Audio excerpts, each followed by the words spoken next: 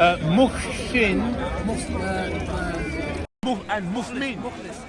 Muslim, Mukhlis and Mu'min. Say it again. Muslim, Muslim. So slow down. Muslim. Mukhlis. Mukhlis. Yes, I think so, if I'm not mistaken. And Mu'min. Mu'min, but I heard it's Muhsin. Muhsin. What are the three? I'll double check. But I know Muslim and Mu'min.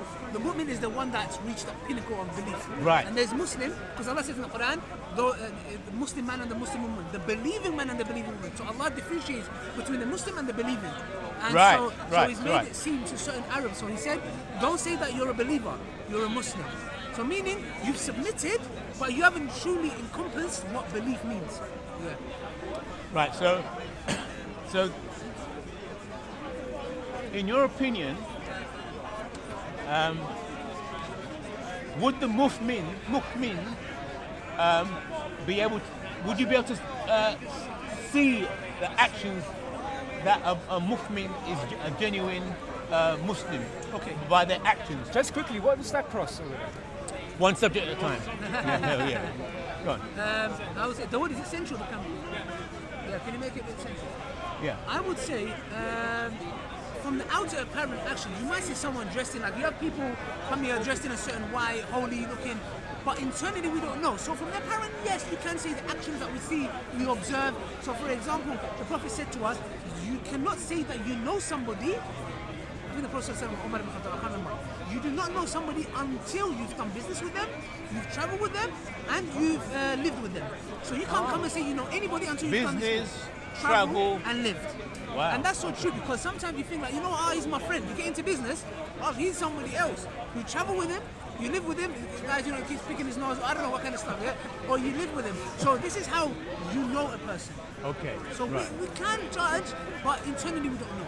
Okay, so which side would you be on? Would you be on the side that says nobody can judge, only Allah knows the real Muslim or not? Nah. So No, slow down. Let me ask the question and then you. So there's two sides, I understand. One side is that only Allah knows the true Muslim and the fake Muslim. Leave that to Allah. No man can know. The other side is that the Muslim brothers and sisters can tell who are members of their family, and their judgment of the Muslim or Muslim will be in harmony with Allah. They because they're following Allah, they will have the same insight and vision of Allah to a degree, and so they'll be able to tell whether somebody is true or false. So which side are you on? Okay, what we say is the following. We say nobody can declare anyone a disbeliever, innovator, evildoer, unless there is apparent characteristics. So if somebody stamps on a Quran, we will say the action of that is disbelief. However, did he know that stepping on the Quran could render him, is he sane? Ah, right. So there's stuff that renders, but then you have certain groups that will come and deem anyone a disbeliever, innovator, and this is ignorance. This is absolute ignorance, because this is matters of the scholars. So you cannot come and say, however, sorry, there's a camera. Block the camera, it's all about the camera. So the thing is, when it comes to that, it's very severe, because who is a Muslim or not, God knows really, but there's certain actions that we can see and say, hold on a second, this man is saying, oh, I bow down to Jesus. You're not a Muslim. Simple as that. You're not a Muslim because you're doing something that is fundamentally against the teachings of Islam. So that renders your belief. Right. Because by that person's actions, you can then make a decision, and the community can then make.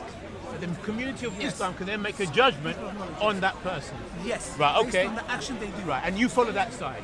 Yes. Okay. Right. So there's a fine balance. Like I can say, okay, he is a Muslim. I can't come and say he's a disbeliever, but his action that he's doing can confirm that to me. If he says, I believe Jesus is also a part of God, you're not a Muslim anymore. Right. The right. statement that you just uttered. Right. The declaration. Yeah. You just. Right.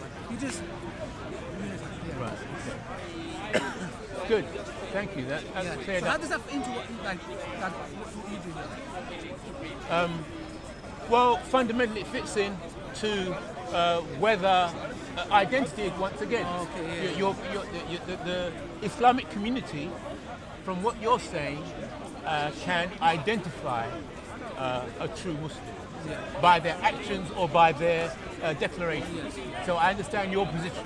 So that was my question. Oh, it was a question. Sorry. Yeah. So it's cleared up now. Yeah, So fair in a enough. nutshell, you're trying to raise awareness. Like, are you happy with this? Do you have a problem with this? What is it that you like? Right. Okay. So we move on to a higher level now, where my raising awareness of this information, I am making people aware of the British state opinion, not individuals. If you speak to individuals, they say, "Oh, that's racist," or "That's not racist." There are all kinds of confusion. Which they see us. Yeah, right. So I wash away all individual conversation about race and racism, and then I deal with what the power is a state. They have the power to put you in prison, take you out, or even fight against your nation. So the only interest I have when it comes to talking about identity and race and ethnicity is what is the state's position? What is the belief of the state? Okay. And then what is the religion? So how I see this, just like you Muslims will have the Quran, this is the British Quran here. Okay. Yeah, that's how serious. This is their That's how religion. they operate by, and Yeah. I've been doing it for years. That's right. So this is the British state faith religion. So are you happy with this, or like are you opposing it? Well, here's the challenge.